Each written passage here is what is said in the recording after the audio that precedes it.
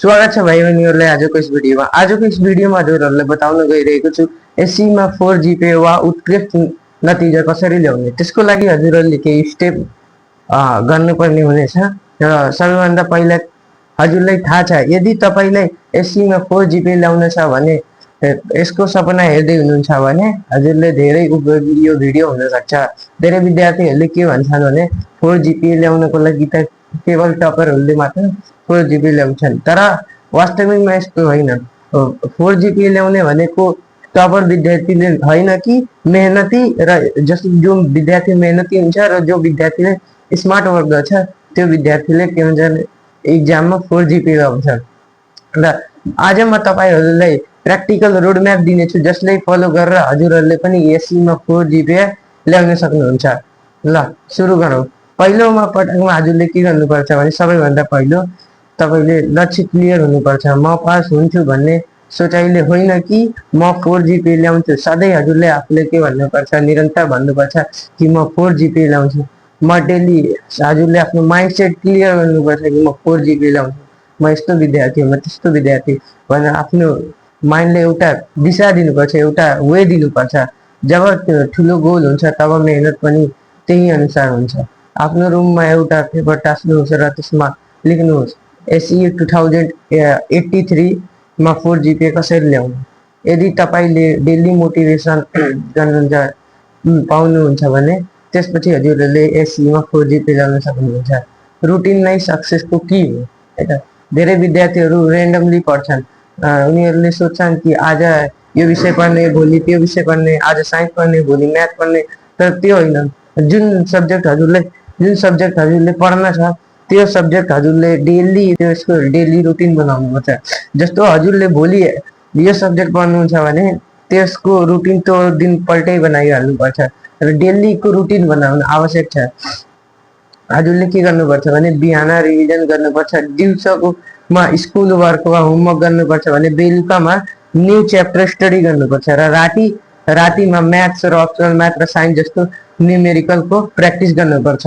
दिनमा कम्ती 6 देखि 8 घण्टा फोकस स्टडी गर्नुपर्छ र 6 देखि 8 घण्टासम्म पर्याप्त निद्रा पनि लिनुपर्छ।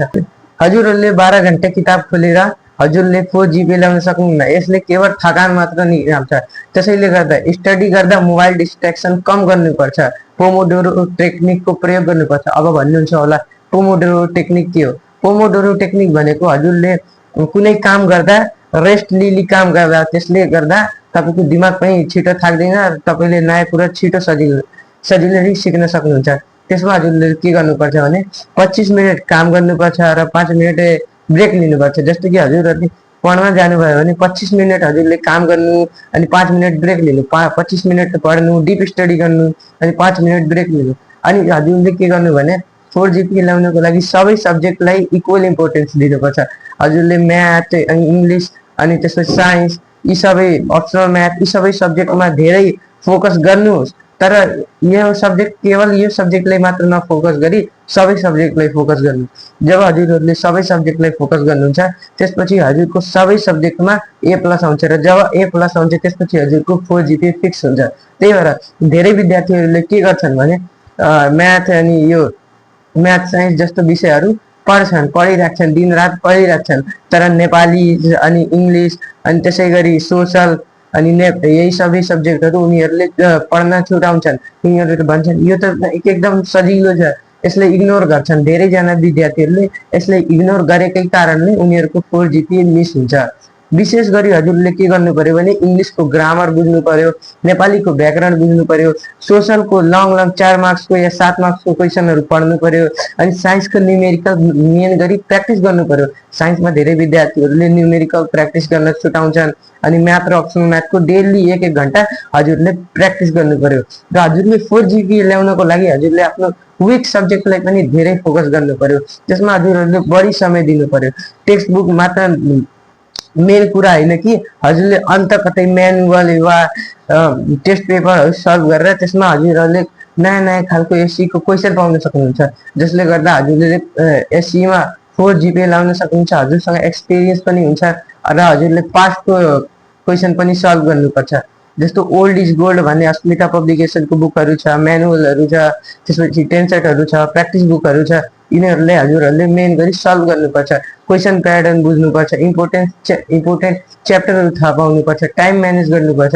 टाइम म्यानेज गर्दा बित्तिकै नै हजुरले एक दिनमा हजुर कसरी टाइम म्यानेज गर्ने, कसरी पढ्ने, कसरी यति धेरै सब्जेक्टलाई ह्यान्डल गर्न, यसको लागि हजुरले के गर्नुपर्छ भने टाइम म्यानेज गर्नुपर्छ। र धेरै विद्यार्थीहरूले क्लास 10 मा हुँदा टाइम म्यानेज गर्न सक्दैनन्।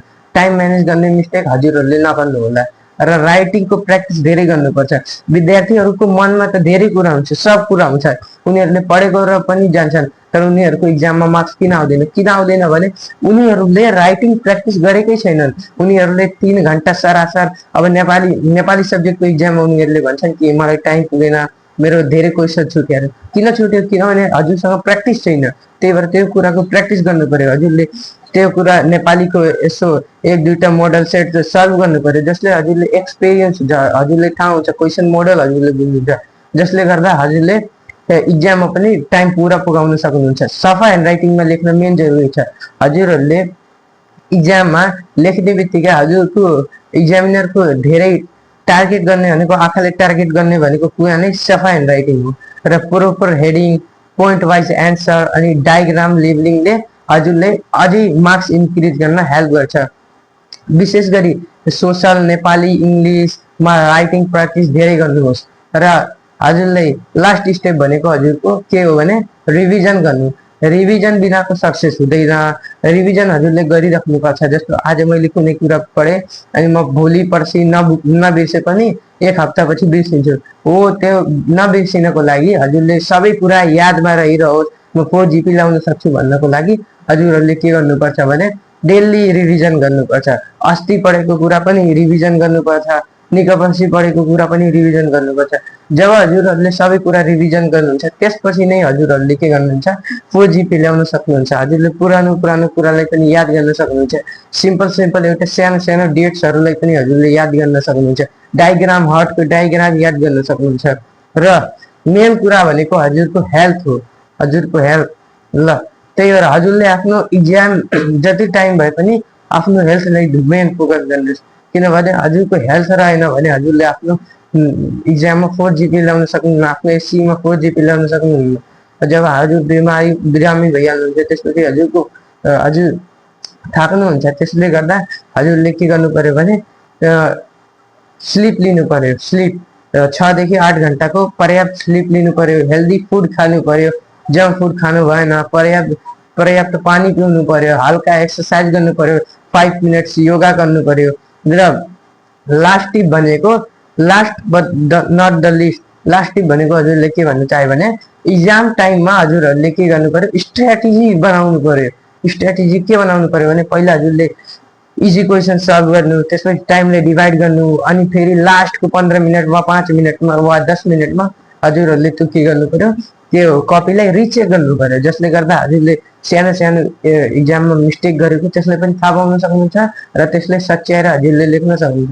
जब हजुरले सच्याएर लेख्नुहुन्छ त्यसपछि नै हजुरको 4 GP मिस हुँदैन। 4 GP ल्याउन इजी छैन, तर हजुरले मेहनत गर्यो भने कुनै पनि कुरा असम्भव छैन। त्यही भएर हजुरहरूले निरन्तर प्रयास गर्नु र 4 GP आउँछ।